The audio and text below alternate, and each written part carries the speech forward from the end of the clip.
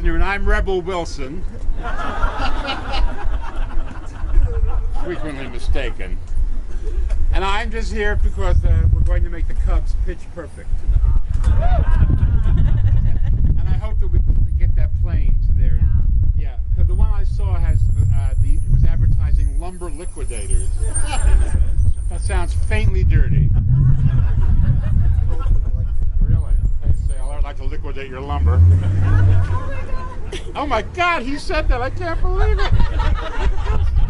It's already on the ground already from it.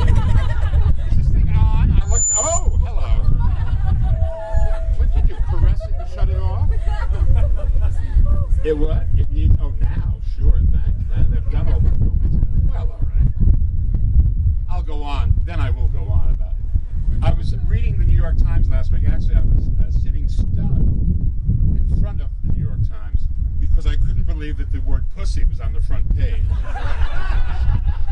I've been yearning for this for years and years and years. And I also, among the things I thought was, if Vito were alive, how he would enjoy seeing pussy on the front page of the New York Times. Not as much as he'd enjoy seeing other things, but the idea that it had come to this, that we have now sunk to this new cultural low, would have pleased him no end because he saw it coming. I met him 150 years ago. He was a film critic, and I was kind of a film critic, actually for Chicago Today, which is a newspaper that's been here for many, many years. And are you liquidating lumber up there while I speak? Earhart, she's searching. I knew there'd be a place for my legacy somewhere, and this is it. Come on down, girl. So Vito used to throw these parties. He used to throw these. He used to screen back then. You know, in the Paleozoic period, in which I grew up, you couldn't just download a movie onto anything. You had to actually go to a theater and see it. And if you couldn't go to a theater, or it wasn't on television, you'd have to get a print of it and get a projector. And it was, I mean, it was more than a Jewish person could handle.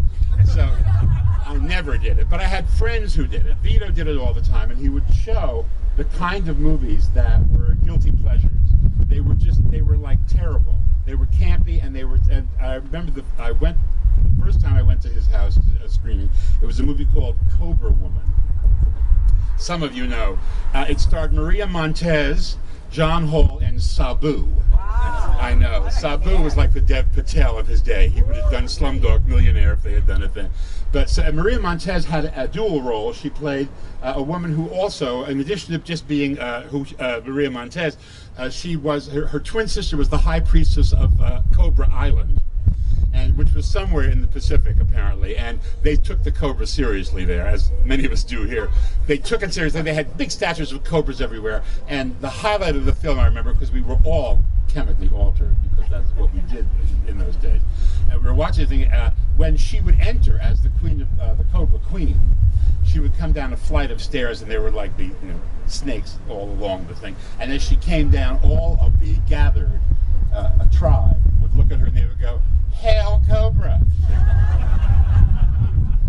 This being the cobra, the universally accepted symbol for the cobra. Hail Cobra!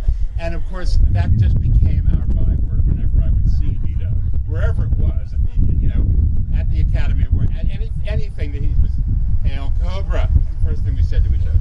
So this was my introduction to him, and then of course he told me he was working on this book, and the book, which Richard has described to the Celluloid Closet.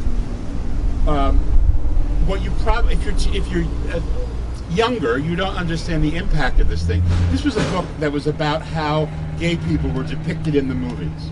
And they were depicted rather well when the filmmakers were in charge. And once the studios took it, and the government came in, we were treated very badly.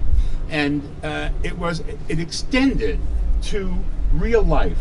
We were treated badly in real life by government and by other people as well. And the strength of the Celluloid Closet was that not just gay people read it, but it was so well articulated that straight people read it, and they realized, many of them, for the first time, the depth of hatred and misunderstanding that existed, and to a degree still does, obviously, Trump, in this country. Mr. Front Page Pussy in this country. Like his hand is big enough to grab a pussy. You know? Really, I went there. I apologize to everyone in every movement. Those of you who are watching at home and on planes who are embarrassed now and may need more roasted nuts, this is the way it is. So the book had a tremendous impact on a lot of people who think about these things, and it was the first kind of pop culture book in my experience that actually extended to a straight audience, and they got it and they wanted to act on it. And of course, that wasn't Vito's entire legacy. I mean, once he got sick, he became the kind of virulent activist that he had been before he was sick, when he was running what was called the Gay Liberation Movement, which became the AIDS movement. But his fearless and tireless devotion to helping ameliorate the AIDS situation became his real legacy beyond the cultural one that he established before that. But I will always think of him as the guy who let straight people know that all those funny queens and dykes in the movies that were great secondary characters, but they wound up committing suicide, were not who we really are. And I think that Vito's true legacy is that he put that on the map. Of course, the book was such a success that after he died, it became a documentary, because Lily Tomlin, who was a great friend of both of ours, promised him that it would be turned into a movie, and she was good on her word. What amazed all of us was that the film was so significant that it won the Oscar for Best Documentary. So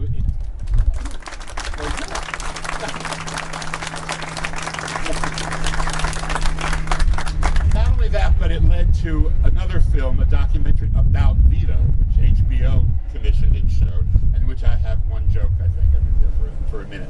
But what Vito really did was he kind of, with his book, he laid the red carpet that took us to the foundation of GLAAD, the Gay and Lesbian Alliance Against Defamation, which is an organization that monitors what's being said about us, how we are being depicted. They have a Vito Russo award that they give to people who are out. I got one. I was very moved to get an award named after this guy for what I do, which is basically be funny and make people funny.